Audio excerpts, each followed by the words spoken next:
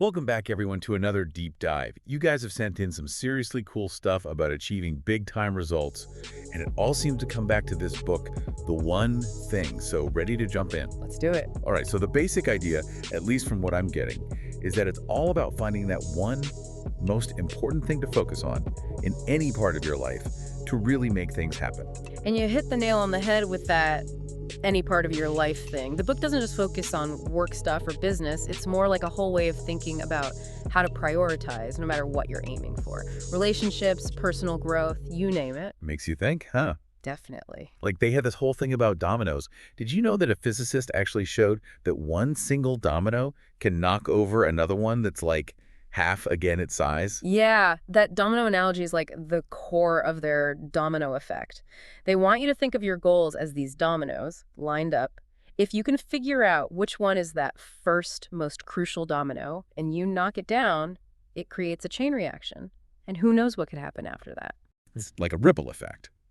But the book asks, like, what's your first domino? Yeah. Like, what's that one thing you could do that would make everything else way easier, maybe even unnecessary? That's the million-dollar question. Totally. But the book doesn't stop there. It also challenges a lot of the ideas we have about what it takes to be successful. Like this whole thing about everything matters equally. They say that's just not true. Oh, and they have a great story about how that idea got busted. Back in the late 1930s, General Motors was having a bunch of problems with some of their early computers, and they brought in this quality control expert, a guy named Joseph Duran, to try to figure it out. So it wasn't just about the computers. Not even close. As he was working on these machines, he started seeing this pattern. Interesting. He connected it back to the work of this Italian economist, Vilfredo Pareto, who'd noticed that something like 80% of the land in Italy was owned by just 20% of the people. So this wasn't just an Italian land thing. Exactly. Duran realized it was bigger than that, like a principle. It meant a small number of causes often lead to most of the results we see. Wait, so he used this to fix the computers? That's right. He applied it to those computers, and boom. It turned out that just a few defects were causing most of the problems. Wow, that's a game changer. It wasn't just a fix for those computers. It was a whole new way of thinking about quality control. And we still use it today. It's called the Pareto principle, or sometimes the 80-20 rule. This is making me think about my own to-do list in a whole new light. Yeah. Always feels like I'm drowning in tasks.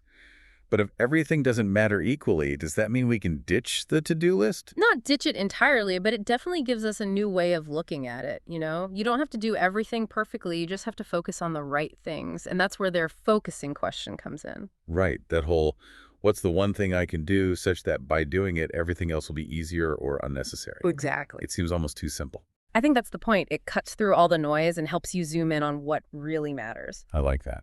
So first you've got the domino effect, then you realize not everything is equally important, and then you use this focusing question to find that one key action. Like a recipe for success, almost. But speaking of things that can feel overwhelming, the book talks a lot about multitasking too, right? I'm a total multitasker, or I thought I was. Now I'm wondering if I'm just really good at starting lots of things and not finishing any of them. I think we've all been there. But you're right, the book takes on that myth of multitasking head on. We think we're being so efficient when we juggle all these things at once. Right, like a superpower. Totally. Yeah. But all the research shows it actually makes us less productive. Really? Yeah, and we make more mistakes too. So it's not just me feeling scattered when I try to do a million things at once. It's not. Our brains, they're wired to focus on one thing at a time.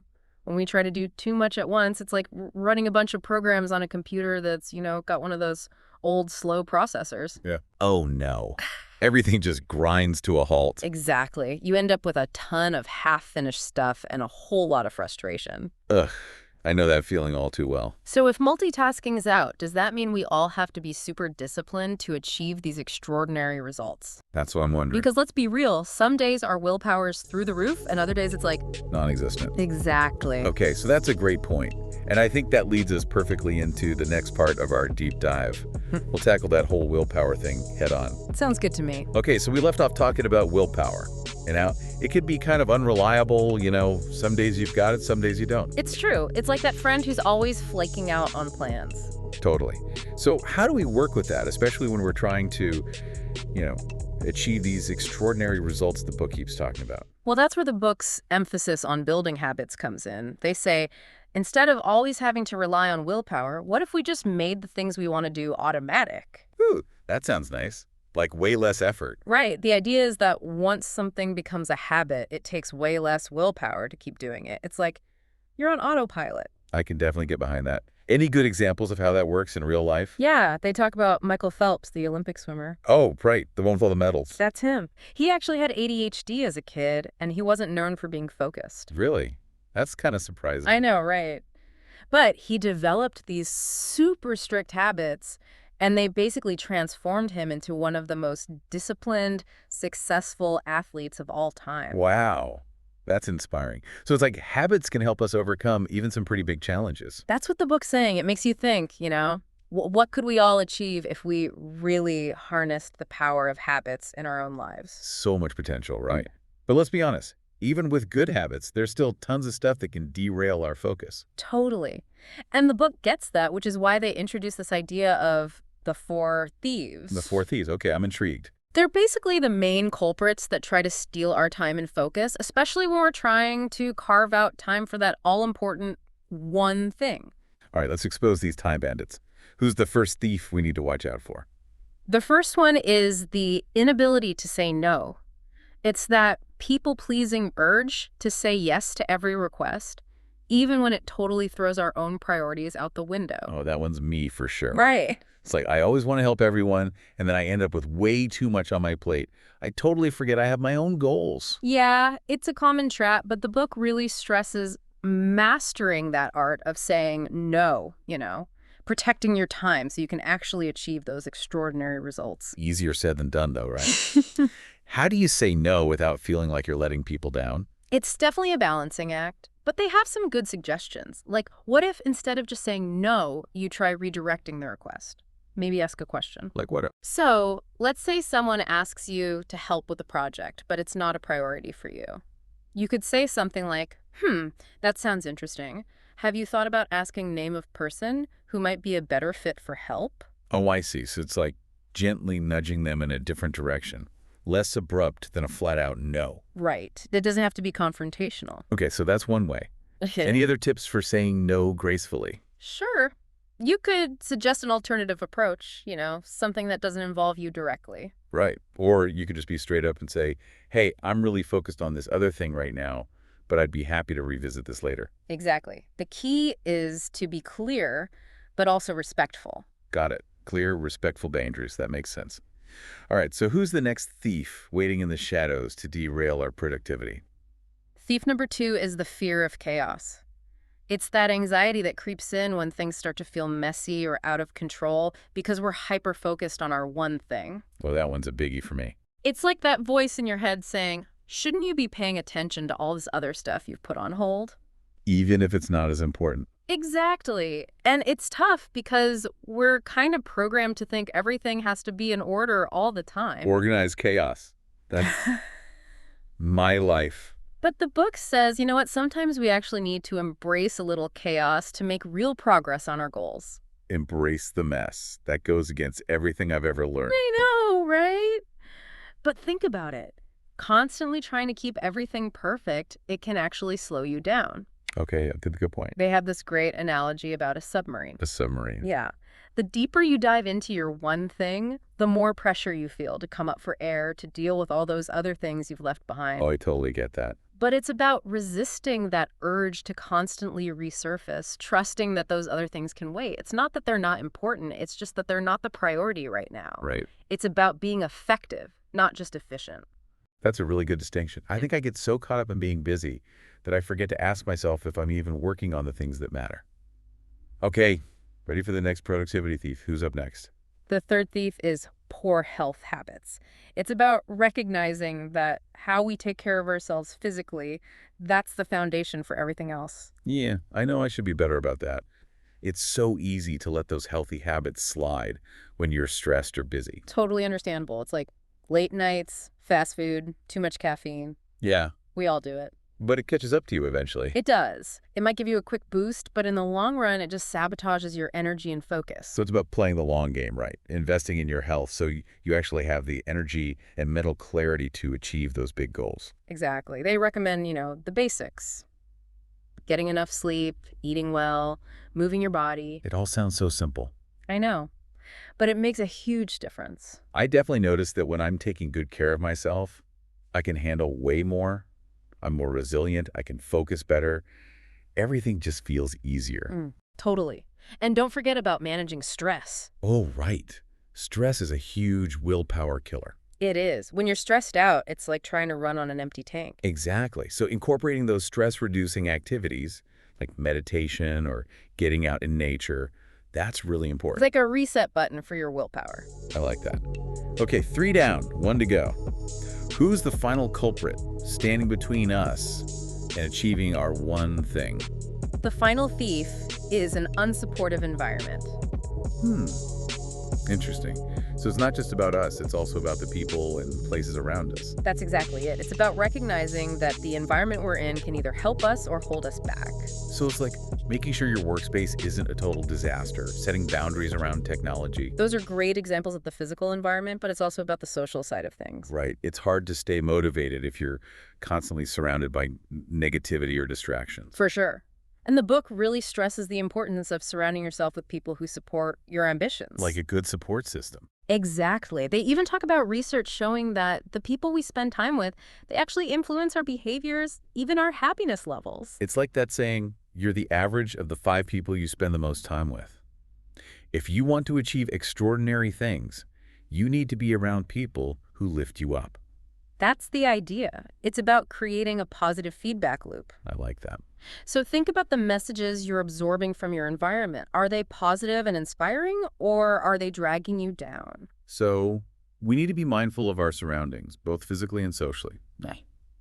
Okay, so we've unmasked all 4 thieves. Now what?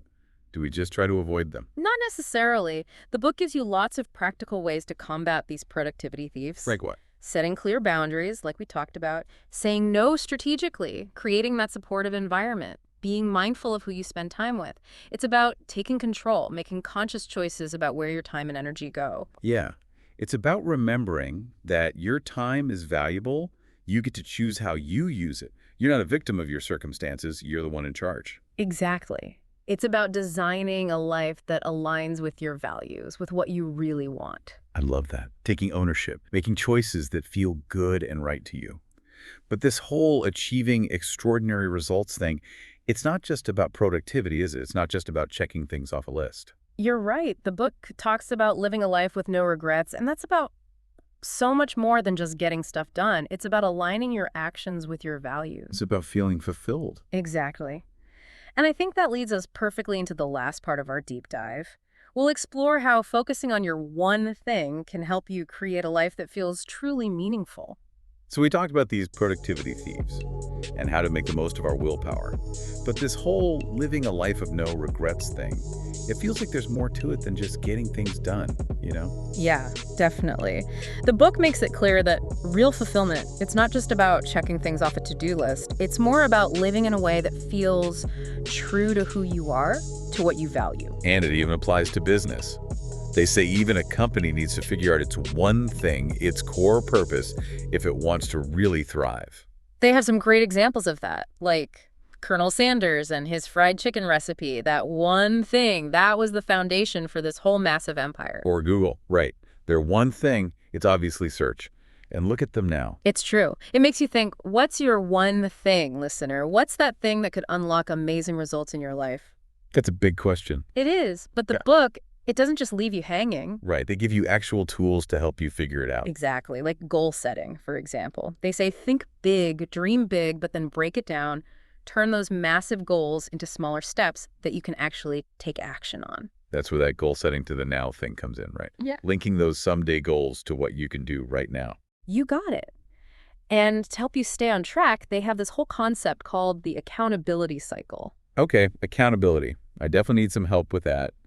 Starting things is easy. It's the finishing part I struggle with. Well, this is where an accountability partner can be super helpful. Like having someone to keep you on track. Exactly. Someone who can cheer you on, support you, and maybe give you a little nudge when you need it. I like that. A personal cheerleader. And the book goes even further, saying you should find mentors, coaches, people who can help you develop the skills you need to really excel. So it's like taking it to the next level. Exactly. Because the most successful people, they're always learning, always growing. The book even talks about research showing that top performers, from musicians to athletes, they all practice deliberately and they have coaches to guide them. Makes sense. Having that outside perspective can help you see things you might miss on your own. And that brings us back to this idea of living a life of no regrets. It's not just about, checking off boxes on some achievement list. It's about creating a life that feels meaningful to you, authentic. So it's about the journey, not just the destination. You got it. It's about making choices that reflect what you value, not just what you think you should be doing. There's a story in the book about a man who, on his deathbed, regretted not living a life that was true to himself. Oh, wow. That's powerful. He wished he had spent less time trying to please others and more time pursuing the things he was passionate about. It's a good reminder that life is short. We should make the most of it and be brave enough to be ourselves. I agree. And it's not about choosing between going after those extraordinary results or enjoying the present moment. You can do both. Find that balance. Exactly. So as we wrap up this deep dive into the one thing, we want to leave you with one final question to ponder. Now that you've had a chance to think about all of this, what will your first domino be? What's that one action you can take, maybe even today, that will start that chain reaction of positive change? Take some time to really reflect on that, listener, and start building the extraordinary life you deserve. Thanks for joining us on this deep dive, everyone. We'll catch you next time.